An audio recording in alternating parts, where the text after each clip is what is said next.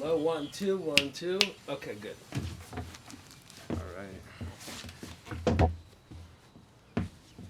So, senior project.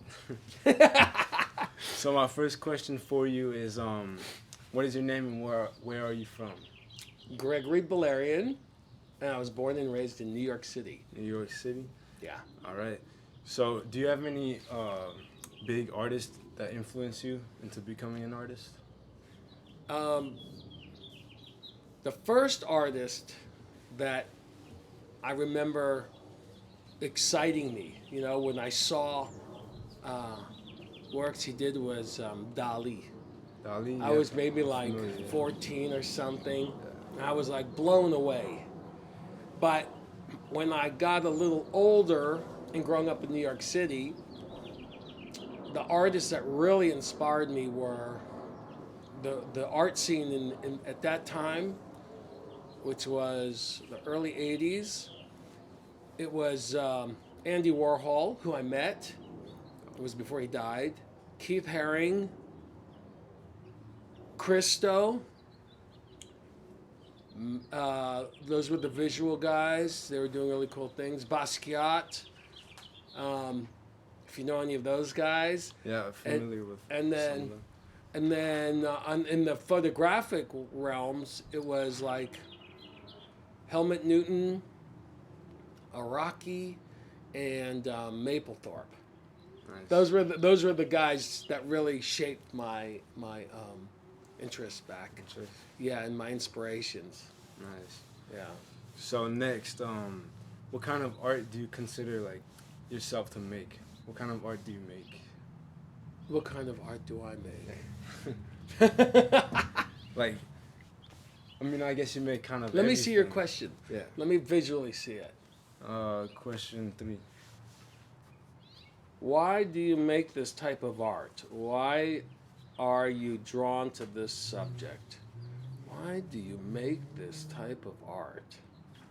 That's an interesting question. Why are you drawn to this subject? Okay, the reason why that's an interesting question for me is because, you know what? I'm going to hold on 1 second. I'm going to take out, I have these Invisaligns. Oh, I need to get some too soon. So I'm going to Do take they those. work? Do They work, in? but they make it difficult to talk. Talk, Yeah. So the art I make. So I started making art when I was a little kid. Yeah. Like I'm talking, like we all did when we were like 5 years old, 4 years old, whatever. But for me, it maintained to be the thing I enjoyed doing most. And when I think about that question, whether I was 4 years old or 40 years old, the answer to that question never changed. Ever? No, because my whole process, when I think about it, when I reflect and think, why am I creating what I'm creating? It was never a question that was coming in my head like a thought. I was always acting out something that was coming from maybe what you might call the intuition. It wasn't, I never really thought. I was in a dynamic state of play. Yeah. I was always, it was about the joy of playing, or you could say the joy of creation. And that superseded any medium, it supersedes a genre. And to this day, I'm that way.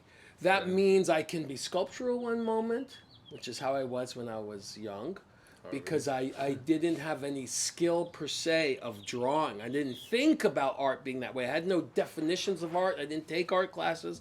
I was purely, you could say, deconstructing materials and assembling things by intuitive forces, meaning just really having fun and feeling what went together.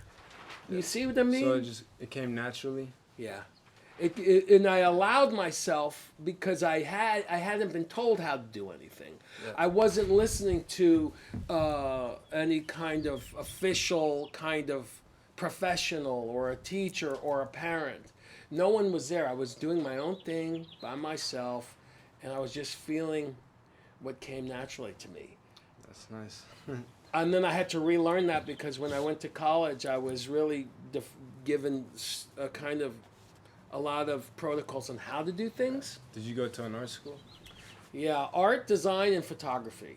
So when I went to college, I didn't take any art classes all through high school or in my life until I went to college. But the portfolio that I got into college with was all the things I was making as a kid and as a teenager. And the reason that happened was I would my dad was the kind of person in those days that was an old school generation where affection didn't come easily. Yeah. But when I made something for him, whether it be for his birthday or Father's Day or Christmas, those three holidays, I would always make like a ritual. I always made something for him, and I always got a beautiful affection. Yeah. So then he was the one who said, "Hey, why don't we photograph these things you've made for me through the years, and that'll be your portfolio." That's And nice. and I got into the art design and photography school with the things that I made for him, basically. Wow, that's a nice story. All right, so question 4 is how did you? And hold that thought. Yeah. Let me now just double check if this is still recording. Yeah, okay, it is. We can edit out these little spots. Okay. So question 4 is how did you develop these art skills? But I guess that last question answered all of it, kind of. Well, yes and no. So when I got into college, of course, I learned technical skill sets. Like, for example, in photography school, I learned the technical aspects of a camera because I loved photography. That was one of the mediums I loved. And but I didn't know about shutter speed or aperture or all the technical. So I learned those kind of skills. I learned the discipline of bringing an idea to fruition, idea to reality, the discipline of that. These are the kind of qualities I learned in school. But the most important thing I learned in school, the teacher wasn't part of the art, design, and photography program. He was a kung fu teacher who taught students from the college who wanted. This was an extracurricular physical activity you could participate in. I saw the yin yang symbol on day one, and I was drawn to it. And I dedicated very deeply to studying with him. And the teachings I learned in his school shaped how I would become more conscious of the process that I had gotten into. I gotten into college with art I made that came intuitively, meaning I had no self-reflection about process or what I was doing. It was so pure in a way, you could say. Yeah. But now as you get older and your brain becomes more developed, you start thinking. And that can be very dangerous because as an artist, you can become contrived because the creation process can go from some kind of vessel where great inspiration comes from a dimension beyond you to you just thinking what to do. And thoughts you could think of as really just a way of recomposing what you've already done. Mm-hmm. So in regards to me and how I relate to art, I want art to be a part of my evolution process.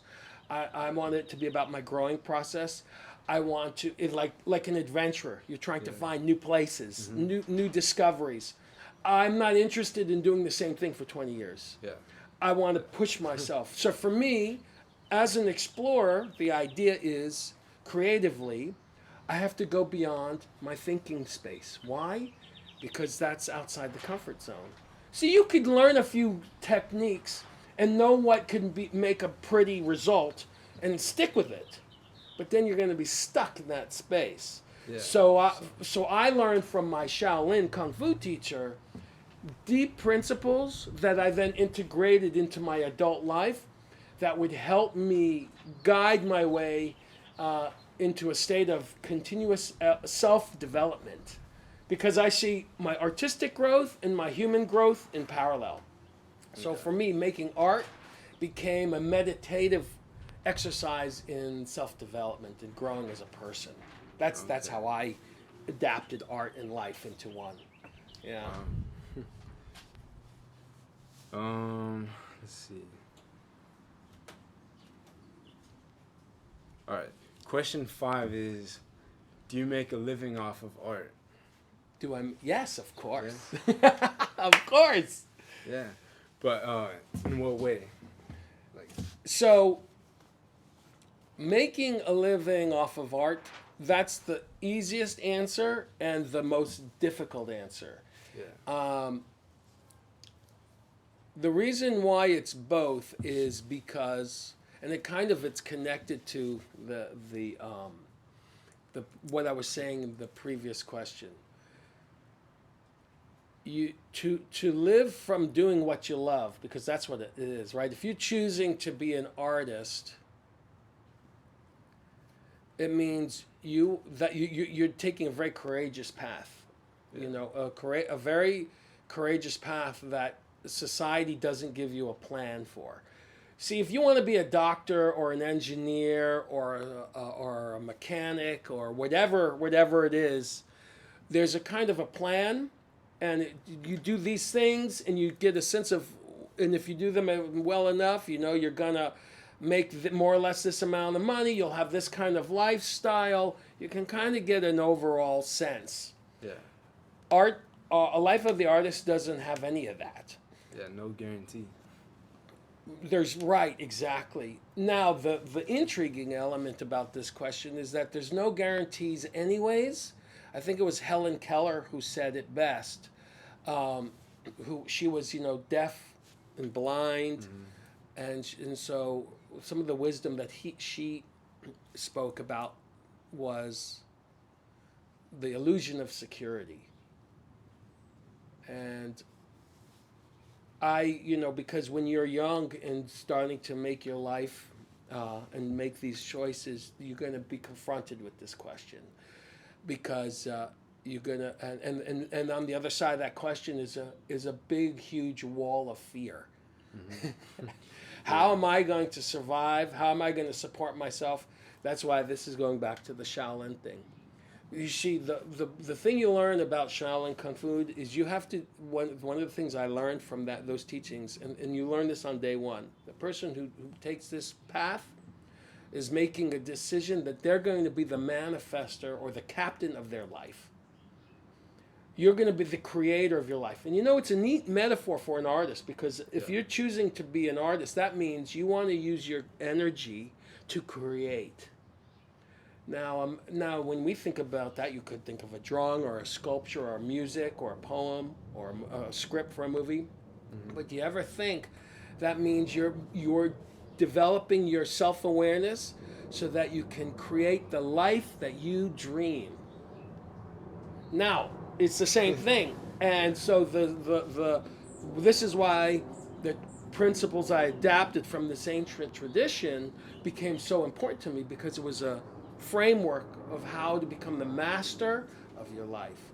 And one of the first core principles about that is that you don't make any excuses. You assume full responsibility for your actions. And that's very helpful. If you want to live as an artist, I say it's the greatest challenge that you can accept, because it means it's a life that will be dedicated to unlocking your full potential as a human being.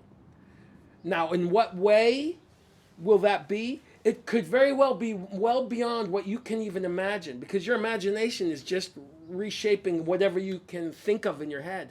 But what if the possibilities of your life are even beyond that? Yeah. So my life is fixed in such a way that my core exercise is making myself feel like the kind of person that's willing to step outside a comfort zone, because that's what you're going to do if you're going to choose to live the life of an artist. And that's a fantastic thing, by the way, Yeah. because the illusion of security keeps most people comfortably in a limited very dimension. It takes something special to go outside that circle of safety. And people like who said it, the journey, the hero's journey, Joseph Campbell. He describes that in a certain way. And you got to look at it this way. If you want to be, and the beautiful thing about this is, if you and you learn about the core practical elements needed, it doesn't matter how smart you are, by the way. It doesn't matter how good you are. These are things I learned along the way. So you don't have to be gifted. You don't have to have any special talent per se. All that can be acquired. What you do need are certain qualities in your person and those can be developed too, like a commitment, a commitment to stay on a certain path, an attitude where you keep your mind open. This is and your heart, the heart. That's why this is a beautiful thing of the life of the artist, because you're following your heart. Yeah. So, if you in that way you calibrate yourself in this way, and you're guaranteed an exciting journey, and every challenge that you come to will be an opportunity to grow. So then you start to realize, in many ways, there's entrepreneurial training involved. And when you get older, you can start studying some entrepreneurs because they're essentially figuring it out. So you can learn to adapt how to tap into your full potential, because your art is only going to be as good, if you want to qualify it in those terms. I don't even like that way of looking at it. But you could say, another way of saying, your art will only be as expansive as your human person has become. So my whole thing is, my most important criteria at the most core is to liberate myself.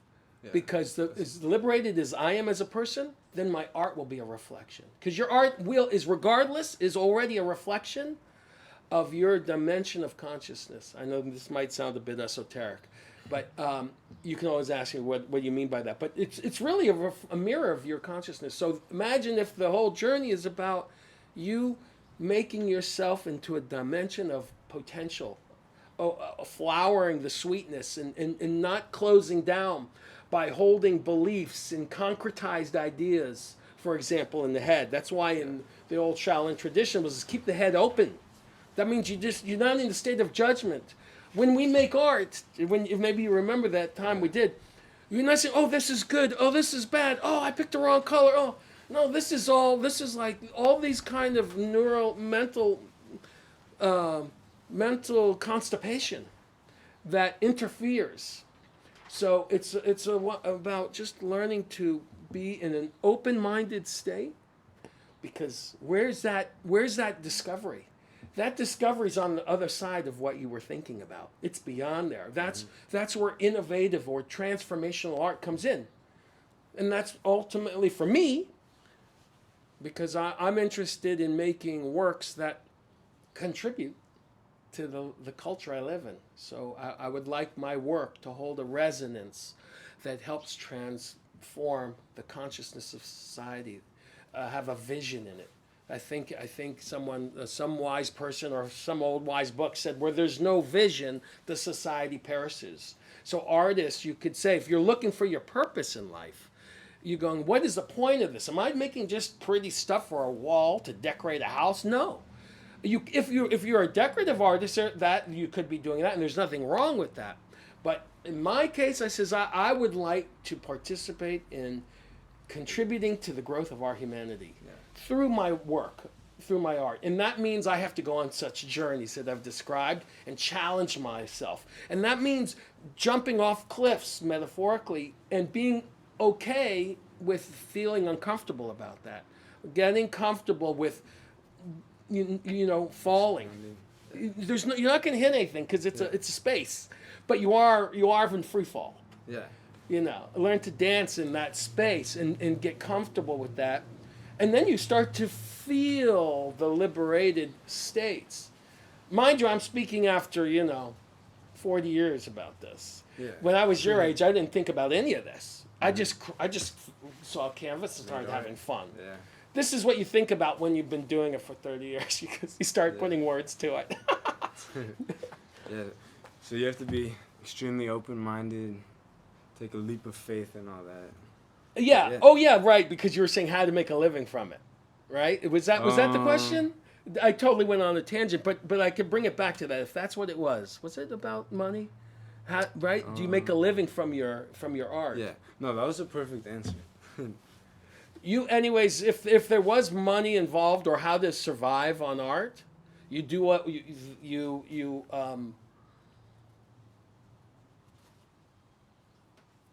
use that same creativity that you're making art with, and that same openness, that same heart resonance, opportunities that you can't imagine will reveal themselves. That may sound like hoopla, esoteric hoopla, but I'm saying as a person who's been testing this theory, I use my life as an experiment to see how, if I could live the life I dream in my heart, if I could live that way, and would I survive it? Would there be a roof over my head? And now that I've tested it for 30 years, because that's what I've been doing for 30 years, I've been testing this principle, and I can tell you it works. 100%. And there's no limit to whatever it is. That's the beautiful, beautiful aspect of it. The only limitation is what you put onto it. Wow. Yeah, it's that extraordinary. So, do you only do this, or do you have a second job or anything like that? I have no other kind of career or job other than the various incarnations of my art forms. Okay. That can involve using my camera in Yeah. figurative ways, but or the brush, or sculptural, or sound. It doesn't matter what the medium is, but it's always under the umbrella of art. Yeah, Okay. and you never know where the need might be. Because sometimes there's a fundamental need in society, and your creativity can be applied to help solve that need in ways you may not know. So you just make yourself available in that sense. And so sometimes you're doing what you thought you wanted to do, and sometimes an opportunity comes that you couldn't have even thought of, but it applies beautifully, because you're just allowing yourself to be something very authentic to you, and when you do that, things fall into place. Yeah. And when there's resistance, when you feel that resistance in the form of your life or emotion, your emotion could be like a compass. You can look at it; it will show you how you're interpreting something. Your emotions. You go, oh, I'm maybe, So sorry. huh? I just need Paolo's keys. I need to shift. Oh. Switch the car. Oh. No, don't worry. I wish I thought about it earlier. I'm going to move the car. Okay. Yeah. Go back. What? Where were we? what were we saying? Let's see. Your emotion. Huh? Emotion. Oh, Oh yeah. but why were we talking about emotions? Remind me. It was as a- because of. What's it called? We were talking about like if you had a second job where you just like everything fell into place and it like what's it called? Actually, I'm Oh, lost. yeah. Right. So,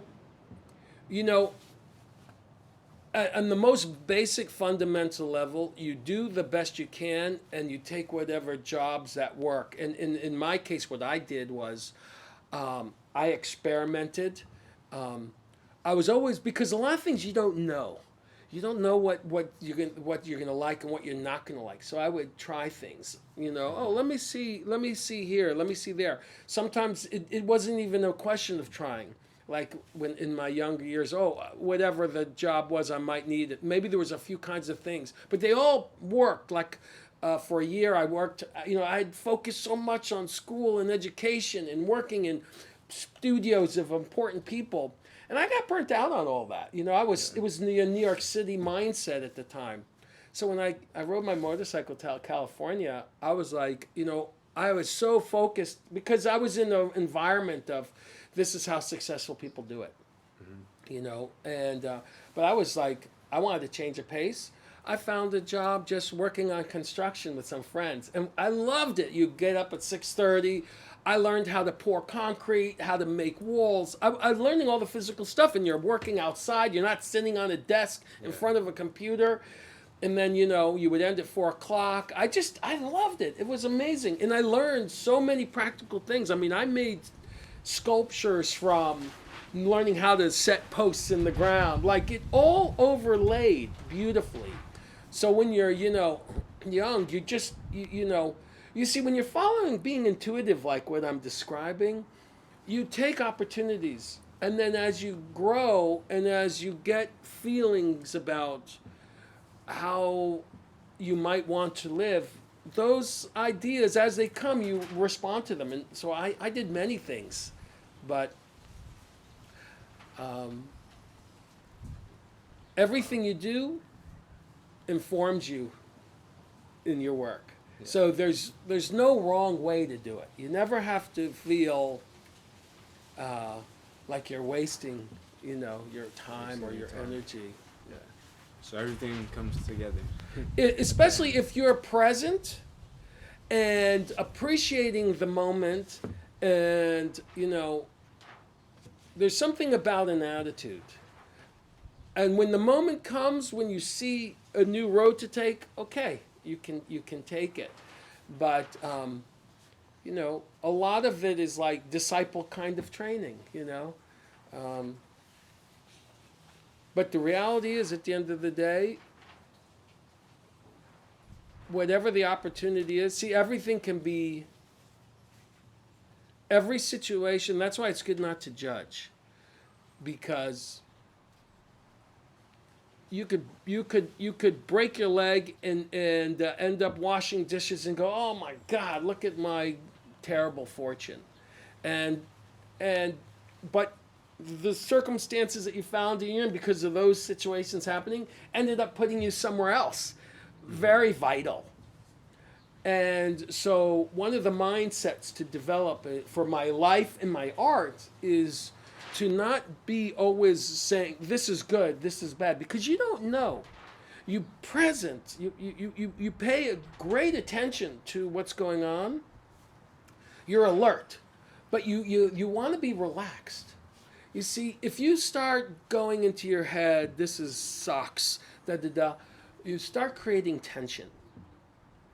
And the thing is, our work as artists and our life, knowing how to move, where to go, depends on a kind of relationship to a certain thing that you might call intuition.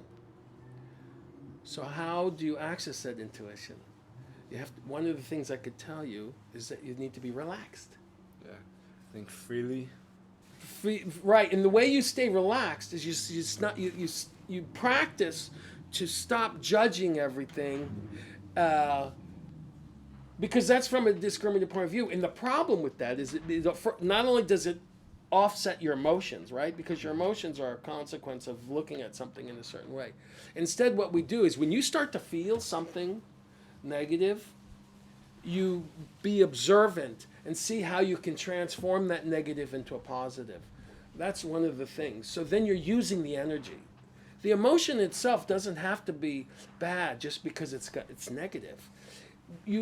Now you learn how to use that energy and transform it into something positive. And how are you doing that? Creatively. Mm-hmm. So you come to a problem, you're going to either go, and it hits you in the face. You can say, I failed. I'm an idiot. I'm not going to do this again. No. An artist or a successful approach or an entrepreneur, you could say, is looking at, how can I learn from this? That person is looking at that situation and seeing how they can grow from it. And then it becomes a step. I can tell you, for example, when I was early, see, one of the things in my life's work's journey that's is connected to my childhood. Way before I even hit puberty was the love of the female form. And so figurative art has been a through theme since I was, the passion and love, because that's what we're doing. If you're going to commit to the life of an artist, it's because you're committing to follow your heart. That's that in my view, that's the greatest path a person can take in their life. So then everything we're talking about is how to do that. And so I began using the camera as a tool to photograph the female form in college. And then out of college, to help in my earlier mid-20s, somewhere in there, one of the things I would do with my camera to make a living when I was no longer working for anybody and I had to pay my bills each month is I would do, and because I was now in LA, people would ask me, hey, can you do my portrait? A lot of young actresses needed headshots, needed images for their portfolios. So I would do that, that'd be like $300 or $400 or $500. And I'm photo, and it's not pure art, but the relationship and the dynamics still are in alignment with what I love. So I remember this one time, I decide to try this new thing. This person asked me if I can do their headshots. And I take pictures, playing with lights and things, not really having too much experience doing things that way. And this was in film days, so it wasn't even digital. So you don't see immediately what you take. You only see the results a week later after you process. This was a learning moment for me. And they came to see the pictures. And remember, I have an adoration for the female form. It's like, this is one of my greatest loves. She comes in to look at the contact sheet. And when she looks at the picture, she starts to cry. Because she saw herself as being ugly. And that was that was one of the hardest moments, right? She breaks down crying. And I'm in that moment thinking, I'm never going to make pictures of women again because it's too painful, this situation. And I don't want to be responsible for hurting another person's feeling. And I just devastated somebody. And the reality was, because I didn't know lighting very well, see, I looked at the pictures. Even though she's more consumed with, I'm an ugly person, I'm looking at the pictures with the optical, thing, because they were contact sheets. I'm going, oh, the problem was the lighting. Because my lighting wasn't very good. In fact, it was so terrible that I exacerbated imperfections like textures in her skin or this or that, or because of the shadows, maybe I elongated the shape of the nose. Really, the problem wasn't her. It was 100% me. She doesn't know that. She's seeing herself as ugly. She's devastated. I'm seeing this. I'm like, oh my God, I'm a terrible photographer. I'm devastated. I devastated her. It was a terrible situation. And that moment, so for 3 days, I'm like, I'm never photographing women again. And then I came to my senses as the emotions, which you see, this is the dilemma. The emotions, if you let them, they will completely throw you off track. So there's got to be inner work that you're doing, because you're going on a profound journey by making this. And this is a beautiful thing. You want to calibrate yourself. If people don't do that, they're going to live with these fragilities their whole life. You have to conquer these things if you want to live this life. And that's a great mastery. That self-mastery is the greatest mastery. Instead of trying to fix everybody else, you want to do self-mastery. That way you can really live the life you want. And you won't be a consequence of being reactionary to everything and judging yourself and judging life. All these things are the great limiters of our creative potential and the life's journey. And then so this is what I learned. I go, no, my problem is my lighting is crap. Yeah. So I focused. I came to that humble realization, and I focused on developing my lighting skills for years, 2-3 years. And Did you ever get her picture? again, No, or sadly, she moved somewhere. So I never got to do round 2, but I dedicated my life to photographing women in all ways, my figurative works, and I've become known. And all the awards, the international awards that I've won, are all because of the beauty of the photographs I've made of women. Isn't that funny? So I went from being terrible to developing the skills, and now it doesn't matter who comes in front of my lens. It doesn't matter how old you are, what shape you are, how beautiful or ugly you think you are. It does not matter what you bring to me. It doesn't matter. No matter what it is, I can make something beautiful. And that's coming from a sincere dimension of experience. It's not just arrogant confidence.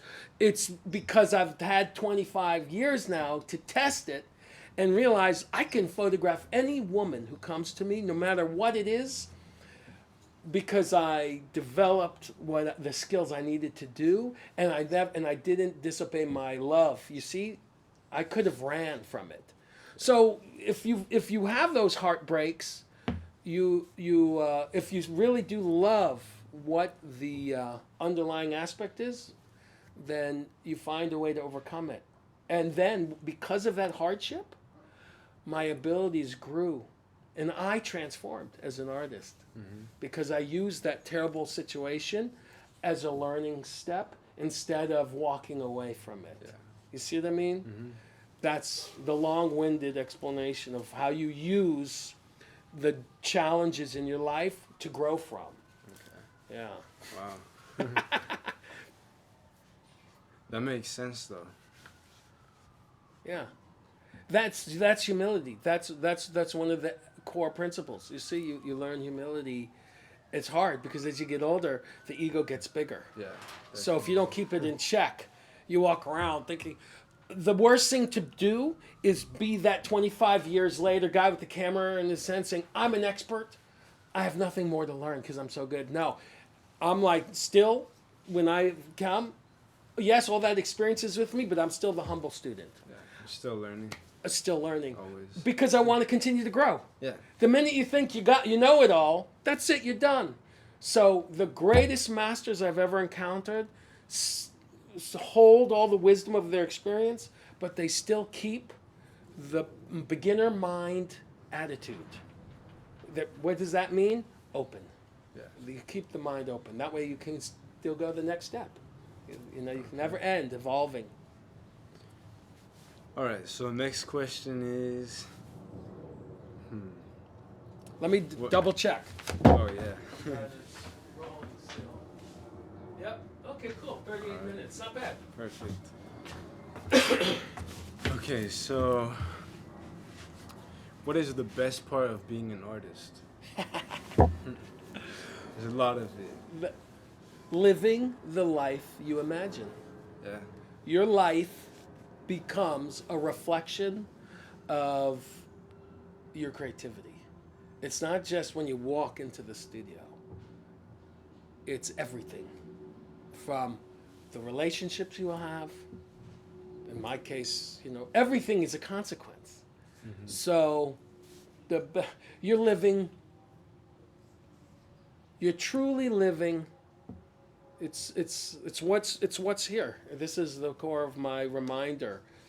It's true love. You see, what's the best thing about being an artist? You are living your truth, which is what you love most. What you love most. You're in a kind of harmonic alignment. That's why it's very important to always stay truthful with yourself. You see, if I didn't sincerely look at my situations, and I still have to do that constantly because you're on a journey of growth. So that part never leaves. If you step out of that and enter a comfort zone, you stop that experience, and those times will happen. The first time you get a big commission and a huge chunk of money lands into your bank account, you may just get comfortable. And there's nothing wrong with being comfortable, but you can become, you could say, you can walk away from that edge. And that edge is not a place that I want to describe as being anxiety. You see, you cannot do this with anxiety.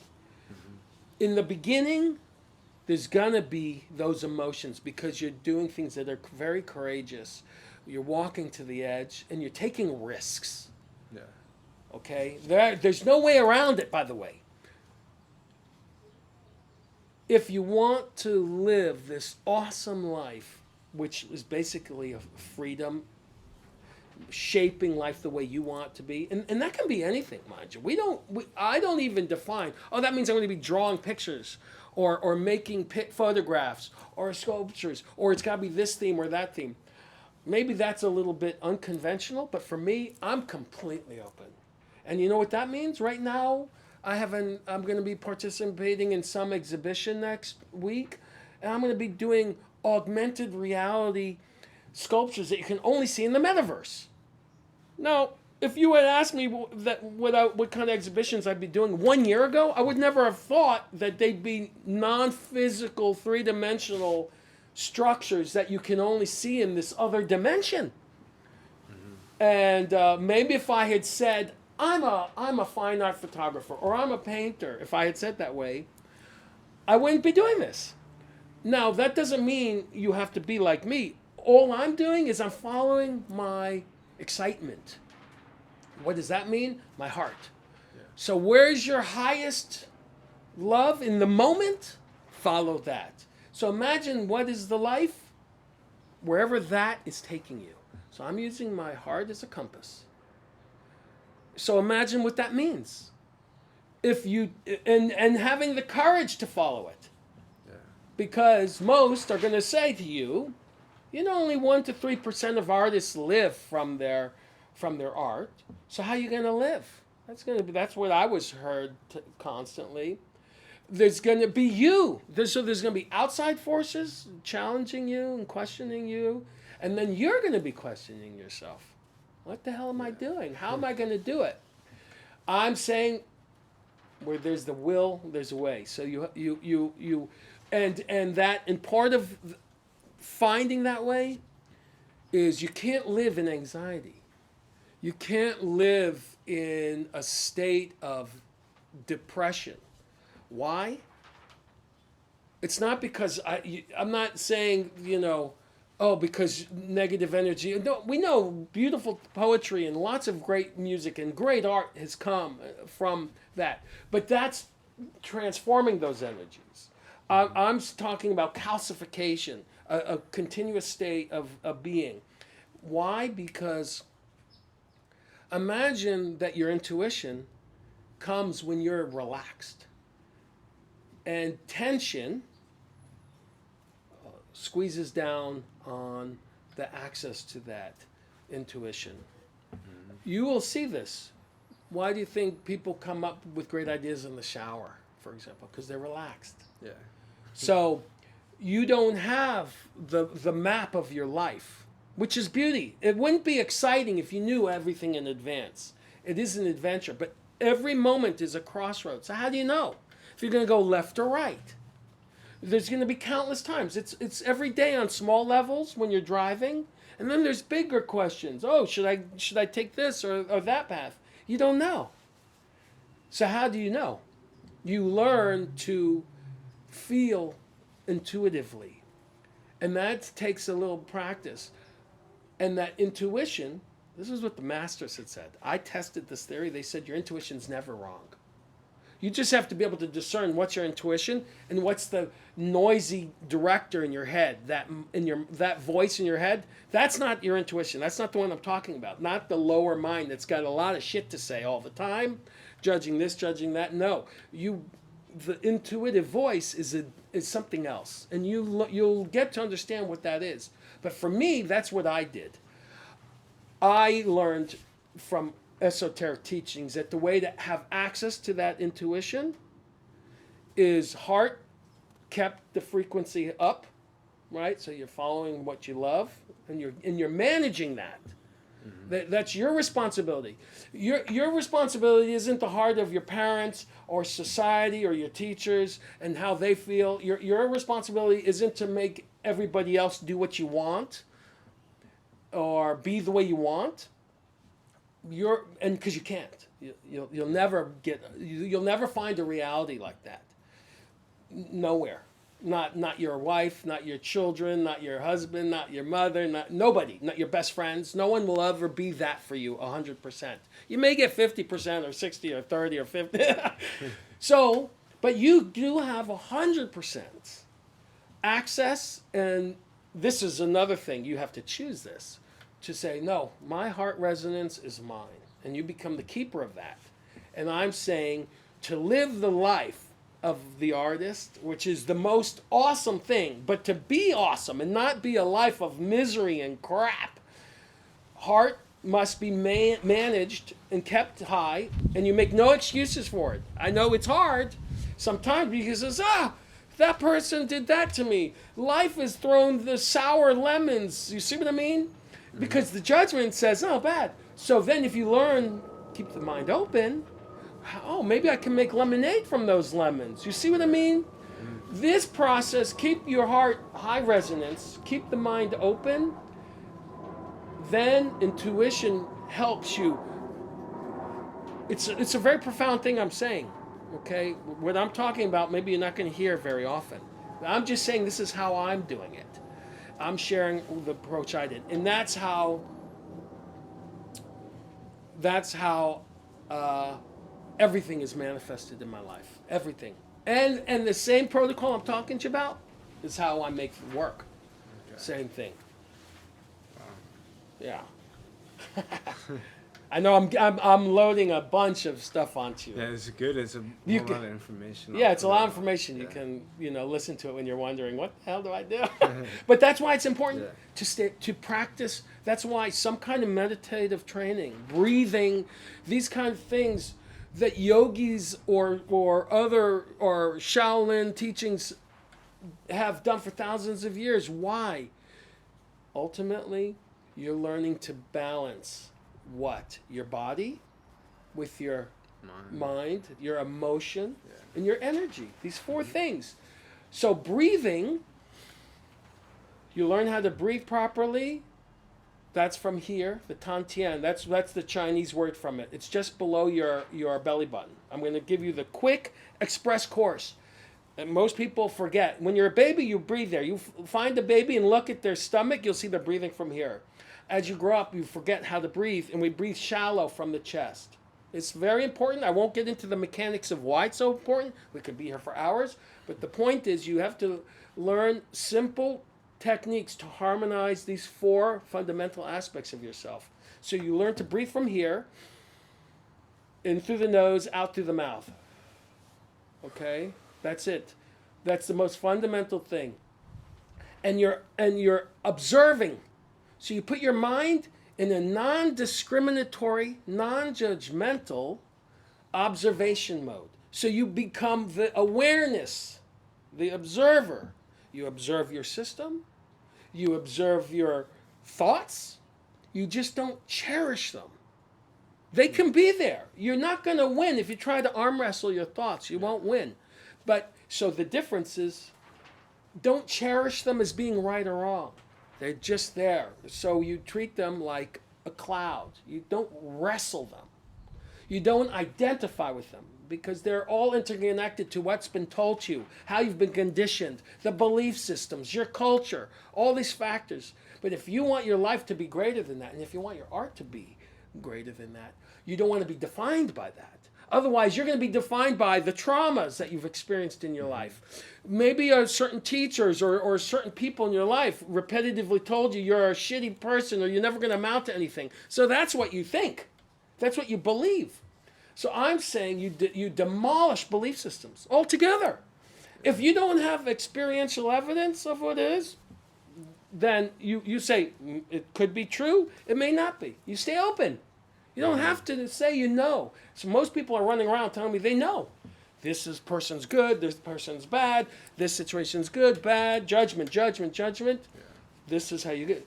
Otherwise, everything, you're going to see the bad in everything, and you're going to be tense. And you're going to look at yourself, and you're going to be tense. And the biggest problem with that is you restrict the life force energy, which is creative energy, which is what we depend on as artists. Yeah. So you have to practice with you breathing to stay relaxed, keep the mind open, don't get stuck in all the judgments of yourself and the world, and the heart in resonance, and then you go into action. Then you walk into action. You don't have to have a plan. Your life doesn't have to have a plan. Maybe people aren't going to like to hear that. You don't have to have the plan. You just have to be very present in this way. And you will have access. Whether you're creating something or you're figuring out the next step in your life, I can say, because I've been testing it, it works. It works. You'll have greater access to a more profound intelligence that's within you. I'm pretty surrounded by open-minded people. Like school, we have like core practice where it's like. What kind of practice? Core practice. It's before every class, you take like a minute of silence and just breathe. And then like my friend's mom, she does like meditation, yoga. So I'm like beautiful, pretty chill all the time. Congrats. You're very lucky Yeah. to have these things in your school. Yeah, I know. Other public schools, like all the kids, it's much different. They're like so like you said, tense. Yeah. Anxiety, depression. Yeah. But this is, people don't like to hear this, that that these things can be overcome with this kind of training. Maybe there's some exceptions in the most profound cases where chemistry is needed, but in the vast majority, it's just that in our society and culture, no one ever gave us the user's manual on how to handle ourselves. Yeah. So your day is spent being mouth-fed all these educational things, but no one's taught you how to use your system, right? Mm-hmm. And the thing is, what we're talking about, because we're talking about how to live as artists and how to flower your full potential, because you want your work to be a reflection of the greatest possibility of who you are, not the little person, not the littlest possibility. So how do you allow the greatest possible version of you to come through? These are liberation techniques. You see what I'm saying? Everything I'm talking about is really how to maximize your full potential as a human being. And the limit of that is infinite. Because we're human beings. We are not bound in a structure like a cat or a dog or another animal. They can only be within a certain dimension in their whole existence. A human being, see, the cat being, it's not a cat being, it's a cat. You're a human being. That means you have a bottom, but what your potential can be is open. Yeah. That's a very profound thing to think about. And that's for me, that's what art is about. So art, for me, is a very spiritual thing, ultimately, because it's the key to unlock your potential. You're using your art as a key, as a meditative training exercise. So when I'm working, that's my meditation, and it's fun now. Yeah. Instead of being in a dojo, boring place maybe where you're not and having fun. Now the thing you love most has become your vehicle of growth. That's how I've set myself up. Yeah. That's good though. Let's see. All right, 2 more questions. First one is, have you ever collaborated with someone, or do you prefer to just do your own thing? Both. I love working by myself, and just as equally, I love collaboration. My life is loaded with collaboration. And I think it's very important because cooperation is so needed in this world today. Yeah. Coexistence, community. There's a lot of polarization. There's a lot of separation. I've never seen more of it than I'm seeing now. When as an artist, you look at the environment and the social structure and we experience it, we feel it, right? Because that's what happens. Yeah. Photographically, it's always a collaboration. You're working with people.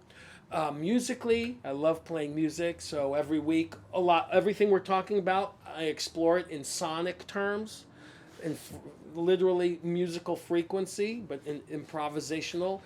That's a collaboration with however many people are there. We're going to collaborate on a painting. Murals I've collaborated, all ages, all scenarios. So collaboration is key because it's a way to connect, you know? Yeah, that share. mural at Lila, that was probably one of the best events at Lila, honestly. The mural, do you remember it? Which mural are you referring to? The one, At Silver Lake Lila or the Burbank one? No, Burbank. Oh, the Burbank, yeah. Did you guys do a Silver Lake too? Yeah. Oh. Yeah, before that. Okay. Yeah. All right, so last question is, can you describe one of your favorite art pieces you've made? Oh. This reminds me of a story. When I was in Chicago, I went to go visit the nightclub of this blues musician called Buddy Guy.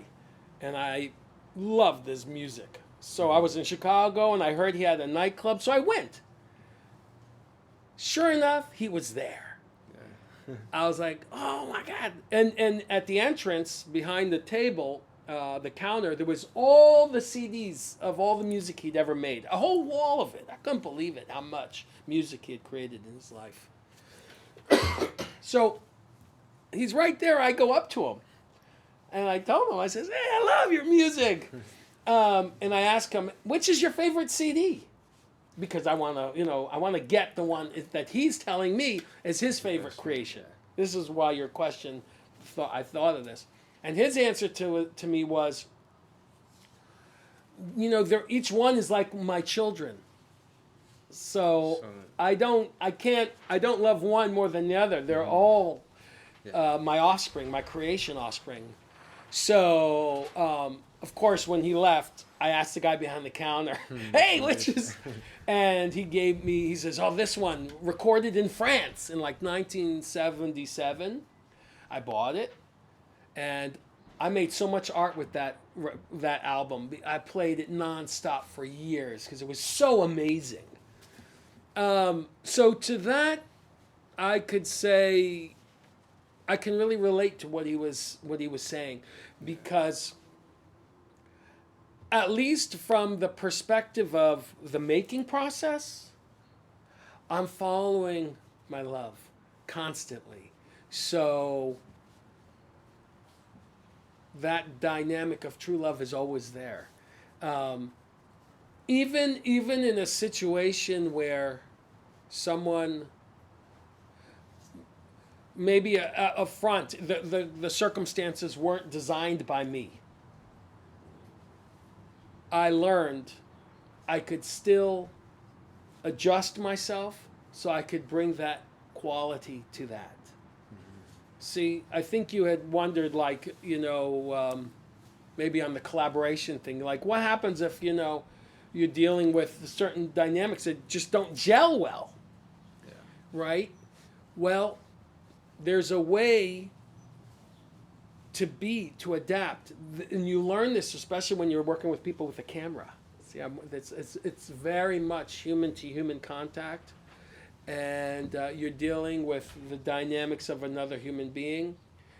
This universal principle that I keep referring back to about how to keep the mind, how to keep the heart, resolves everything. It allows you to access your energetic potential no matter what the circumstances. And the beauty of that is that the world needs, especially now, artists or creative human beings who have learned well how to collaborate, because what you're seeing is a bunch of people who have forgotten what it's like to coexist and how to celebrate life together in a harmonious way where you have a lot of diversity and you have a lot of differences. Have you noticed now, anyone who's got a different, people can't accept it. There's no tolerance. So we've kind of lost this art form this way of being.